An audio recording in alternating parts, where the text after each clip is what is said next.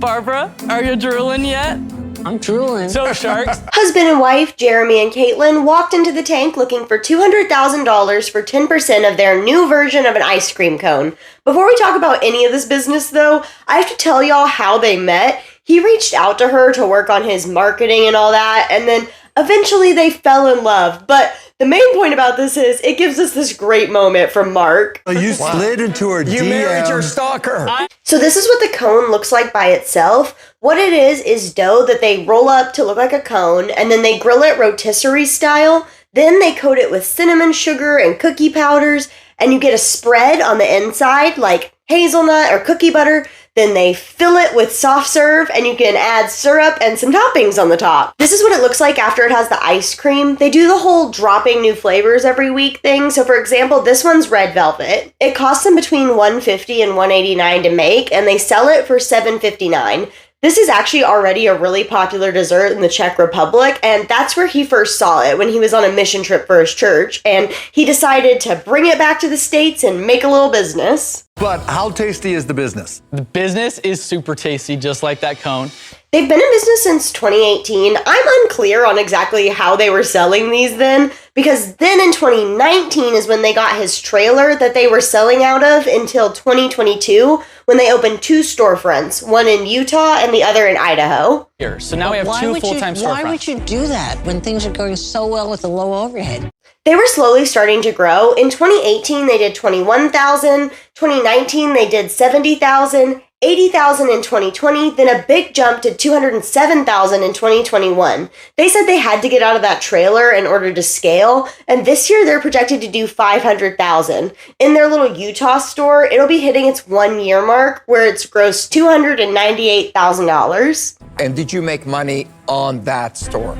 And once again, like most of the businesses this season, the answer is no. They then talk about how this is industry standard for restaurants, and while that may be true, it doesn't make me any less mad about how many times we've heard this season. He doesn't have a bunch of investors or anything like a lot of the other businesses this season, but he does have an SBA loan and a line of credit for $190,000. He says the rest of the money has come from him grinding. We then find out that after only running a storefront for about a year, they've already decided to franchise this thing, and they have a list of 11 people who will be opening 11 different stores in a year and a half. While they were in the tank, their first franchisee was signing their first agreement in Arizona. And this reminded me so much of another business, either this season or last, and I haven't been able to remember which one it was, that just opened and then immediately franchised like 12 stores. I just had a flashback to that. If you're wanting to franchise one of these, it's going to cost you $30,000 for your first store and $25,000 for any additional stores. This, of course, leads the sharks to ask, how much does a store need to produce to actually make any money? His answer to that is $300,000, to which Barbara points out that he's barely gotten to that, so she doesn't quite understand why they feel they were ready to franchise. Both Mark and Robert talk about how they really aren't an ice cream business anymore, they're a franchise business, and that's a totally different set of responsibilities, and they think they're doing it way too early, so they're both out. Lori thinks that franchising is just completely the wrong move in general, so she's out. Kevin thinks they should have never left the trailer and that they would have made a lot more money that way, so he also goes out. I loved it the way it started, in your dream. Now it's time to beg at the feet of Barbara, who arguably has the most experience in this space in general. They start talking about how they're different because they love building hype and doing flavor drops, which feels like the least different you could be from most businesses nowadays, but whatever. As Kevin often says, all roads lead back to Barbara. That never happens. It's a dead end. But no matter what I think about the business, Barbara's interested, and she offers $200,000 for 20% and says that she honestly should have charged them 50% because of how much knowledge she has on this space. They then try countering her $200,000 for 15%. Oh, definitely not. I'm giving you a great deal. They try to counter again for $200,000 for 17%, but once again, Barbara shoots them down and talks about how much she's done for Cousin Maine Lobster, and right before she's about to take her offer back, they end up making a deal for $200,000 for 20%. I was 12 when I started watching all of you, so all of you have been idols to me. Barbara's been the main idol, though. Oh, you're Final thoughts. This business is just whatever to me. It feels like one of those trendy Instagram desserts that we'll think about 5 years from now and be like, oh, yeah, that happens. But like nobody really eats it anymore except for like a small group of diehard fans. I honestly just really don't care about this business. Like, good for them, but I don't know. I just eat my ice cream the regular way. Let me know what y'all think in the comments, and I'll see you in the next one.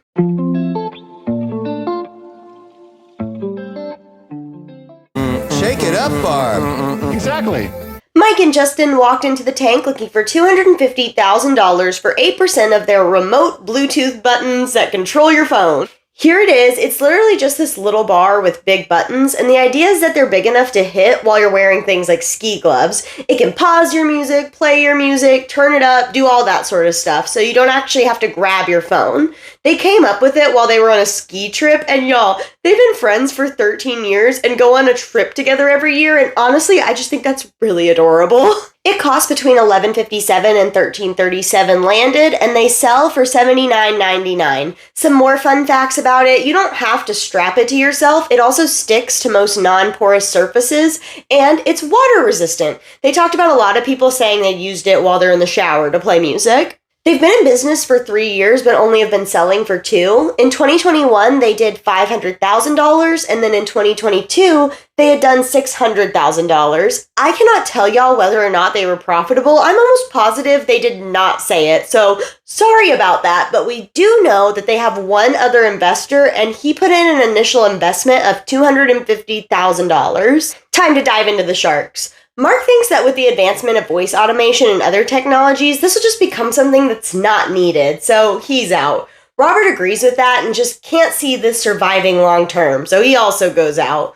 Lori says she thinks they're great and that it's really smart, but she's just not really a techie person, so unfortunately, she has to go out. However, Kevin loves how simple it is and offers them $250,000 for 10%. Along with a royalty of $10 a unit until he gets back $1 million. They then let us know that once everything's said and done, they're really only making about $12 a unit, not the $56 that you would have kind of assumed from their numbers earlier, so they can't afford to take a royalty that big. You can counter. They try countering for a $2 royalty. Ooh. Could you really afford that? Let me think about that. I will be any 178 years old when I get paid back. 278, Kevin. Well, You let's think forgot a about this. millennial. Kevin says that it has to be a $10 royalty. Robert points out that he's going to bankrupt them, but Kevin talks about that he thinks that their customer acquisition will go way down after being on Shark Tank, and then they're going to be able to afford it, so... It's not my fault that you asked me for $250,000 for basically, a nice little product, but that's a lot of money. They ask if he'd consider taking a higher equity amount instead of a royalty. He says no, because with the royalty, they then are aligned in wanting to sell more units. Because, he can't be bothered to want to sell more units if he just has equity. But Kevin, why wouldn't you go up in the percentage? It's always interesting to hear this Right. on the other sides, but they're not writing checks. Even Barbara has to agree with Kevin that he has a point on that. And then Kevin goes on to say that it doesn't matter to him whether or not they take the deal. Tomorrow morning when I wake up, I'll still be Mr. Wonderful. Right now. Unfortunately. They then try countering for a $3 royalty, but Kevin says that that's just not going to work because they're not selling enough units for him to ever make his money back. There's so much arguing back and forth about royalties, and it's honestly not worth getting into. It was almost a full minute of nonsense, but it did give us this great Lori moment. The years I've I sold. forbid you to give him royalty like that. They try one last Hail Mary counter of $250,000 for 15% and a $1 royalty until he gets his investment back.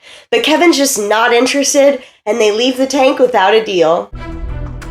Thank you, Sharks. Thank you, Sharks.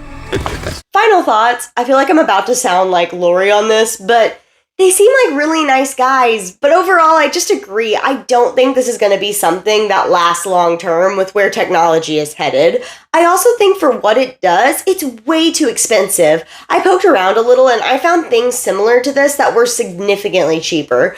I think they would want to make an argument that their product is different because it does have the bigger buttons than almost anything else that I saw. Also because it's water resistant and maybe because it's able to stick to things. But in my opinion, that's not enough to equate to spending $80 on this. Let me know what y'all think in the comments and I'll see you in the next one.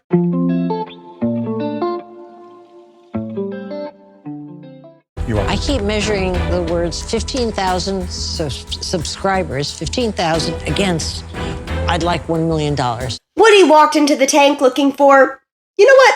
I'm just gonna let him tell you actually. Today, I'm here seeking $1 million in exchange for 5% equity in my company, Autio. Wow. Yes, you heard that right, folks. This man is looking for $1 million for his app that tells you stories about places you're near when you're traveling around. Here's a screenshot of the app. It uses geolocation technology to trigger stories about locations when you're around them. You can also download stories ahead of time. That way, if you're traveling somewhere that doesn't have cell service or Wi-Fi, the stories can still be triggered using GPS. They have over 9,000 stories and places across the US, all told by professional narrators. He even has some famous voices like Kevin Costner. The stories on average are about 3 to 4 minutes, but some are as long as 20 minutes. When you first download it, you get 5 free stories. Then to get unlimited access to the stories, it's $36 for a year subscription or $70 for 3 years. I gotta ask, because it's very rare in Shark Tank where a guy walks in and says 1 million for 5%. I mean, I just have to understand why you would do that. In 2021, they had done $210,000 in sales, and then year to date when they were on the show, they were at $700,000. They have 15,000 paid members with about 50% renewing their subscriptions. They also have 210,000 registered accounts and 500,000 downloads. He also says the #1 broadcast radio network and largest podcast publisher are coming in as investors and strategic partners. And this valuation he's given them is actually a discount from what they'll be paying. So far, they've raised $3.5 million from investors, including AAA and the largest retailer of RVs in the country. Yeah, but I'm just curious, why do you need a shark?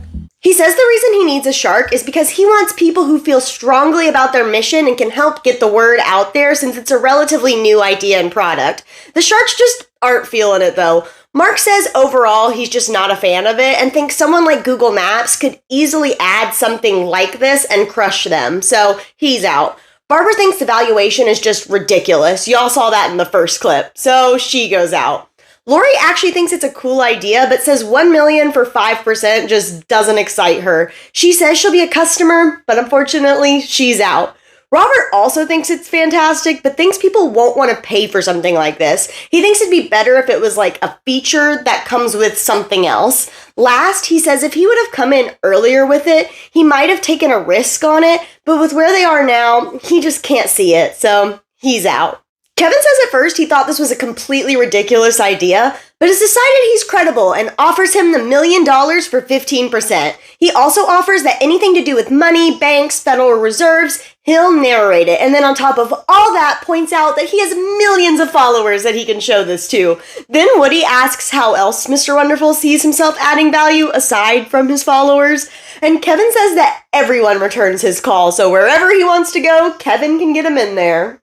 Then it's time for a counter battle to the death. Woody says he's willing to go up as high as 6.5%. Kevin counters with 12%. Woody comes back with 7%. And finally, Kevin says 10% or it ain't happening. But Woody says he just cannot go above 7%.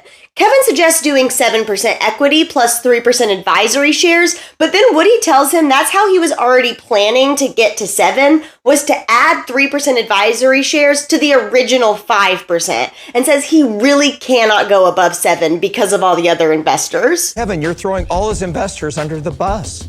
I'm Mr. Wonderful. Woody tries reminding Kevin that he's already getting a really big discount, but Kevin says it's not his fault that the cap table is where it's at. It's not my fault that the cap table is the way it is, okay? Yeah. I was willing, to do it 15, and you talked me down. You beat me down to 10%.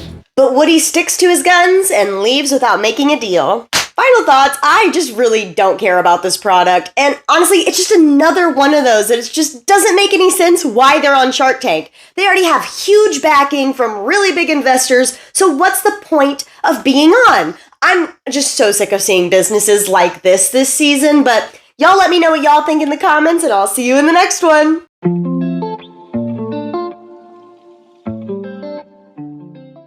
It looks dangerous. That's why I love it. Bill and Scott walked into the tank looking for $200,000 for 20% of their ski bike business. Here it is, and it's exactly what it sounds like. You ride it similar to a bike, but it has skis on the bottom, so you can ride it down the slopes. I don't know what else to say about it. They have two different models. Their lower cost model is called the Drift. It costs them $458 to make and sells for $999. Then they have the Carve, which costs them $594 to make and sells for $1,549. The only difference is the Drift only has front suspension, where the Carve has full suspension. They've been in business 7 years, but only selling for 6. Their lifetime sales are $500,000. 2021 was their first big breakout year, and they made $175,000, aka about 200 units. And this year, they're projected to do $250,000. So the Sharks have a lot of questions. First, Kevin talks about how when snowboards first came out, they were widely banned, and he's wondering if this has had similar issues. They tell us that there's actually a ski bike association trying to work to make these known and not banned, and overall, less than half of the resorts so far have banned them. This also lets us know they are not the only people making ski bikes. This leads Robert to want to know how they're better or different from their competition, and they let us know that there's really only two main competitors. One is a custom frame builder that really only makes one-offs that are from $4,000 to $6,000, and the other company is like theirs but doesn't have their proprietary ski retention system, which helps keep the skis in contact with the ground but doesn't let them detach from the bike on a fall. Next, Kevin talks about how this is something people are really going to want to try it before they buy it, and they say that's already part of their strategy to try to grow their network of mountain rentals. But Lori still wants to know why they think they're not selling more, and their response is that it's new. It's not that new, and there's other competitors that are trying to do the same thing. Right. Robert points out that them and their competitors don't really seem to be growing at some boom rate, and wants to know why they think that is. Imagine 10 years from now that this is in the Olympics. Guys, you're doing too much imagining. Mark says that every entrepreneur needs vision, but they also have to have some dose of reality. He then asks why there's an association if there's only 3 companies doing this, which they really don't give an answer to, but it just made me laugh, especially the way he said it. It was just whatever. He then suggests that all 3 of the companies should just come together, but at this moment, it's just too small of a market for him, so he's out. Guys, Tngnt does not say tangent, it's Tngnt. I mean... We find out the name comes from Bill's son, who loves math, and says that their product is like a tangent off bicycling and skiing, so they said they should call it that. Then his other kid said, let's do it without the vowels, and voila, tangent. What's the logo supposed to be? A fish? The answer to that is that it's 2 G's back to back. I have not figured out why they picked 2 G's. When I was first watching it, I thought maybe their name started with G's because I'd forgotten their names already. But there's only 1 G in the name, so why the G is back to... I don't get this logo. I don't understand it. I think it really sucks. All right. Barber says for starters, it takes up way too much space on a ski lift, which translates into ski slopes losing revenue because they can't get as many people up the mountain. And overall, she thinks they're going to have a bigger issue with getting it adopted by the mountains themselves, so she's out. But this Tngnt thing is bothering me. I don't know. Kevin says that on one hand he's interested, but the other little Kevin on his shoulder is screaming at him not to do it. He says this is one of those things he could go either way on. Go that way. Yeah, I know. Come our way. But unfortunately, Kevin does not go that way, and he's out. Lori says she's sure it's fun and that it looks really cool, but them and their competition haven't sold a bunch, and that says the market has spoken and she listens to the market, so she's out. So sometimes you got to give the consumer what they want, and you've got to read the market, and sometimes you got to create a category, and people don't know they want it until they have it. Exactly. Robert, of course, thinks it's super cool, and he wants to get on it immediately. He says, if it goes fast, I'm gonna try it. But he thinks the main challenge in this product is getting the word out there and getting other people to think it's cool too. Robert says that he has a good friend who's an Olympic gold medalist in winter sports, and he thinks they need someone like that to endorse the product. So he offers $200,000 for 40% and plans to give half that equity to try to bring Robert's friend in on the deal. He doesn't want to get coming paid. here today, Robert? He doesn't want to license it. It's Shaun White. Robert also says his offer is not contingent on Shaun White coming in on the deal, so they'll still have Robert as a partner either way, but he just thinks the right move is to pitch it to Shaun and get either him or someone like him to endorse the product. They take a moment to chat and counter Robert for 30%, which he immediately turns down. He says he's not willing to negotiate on it, and they end up making a deal. There were so many great moments after they made their deal, and I'm going to play all of them for you now. Horrible logo. Horrible logo. We got to change that. We can talk logo. about that for sure. Get his check very quickly. You do have to change the The logo. logo sucks. You know, you're on the hill, they say, what is that? You say, it's a Tngnt. Kevin, you look like you're on your rocking horse. Tngnt. Final thoughts, I think they definitely made the right decision going with Robert's offer. If they can get Shaun White in on this, that would be really major. I also agree that it looks so fun. I knew the moment they came out that Robert would be all over this. It seems like they still haven't changed their logo or the name, but in their ending interview thing, they did say they were open to rebranding. So I guess we'll just have to see what happens in the future. Let me know what y'all think in the comments, and I'll see you in the next one.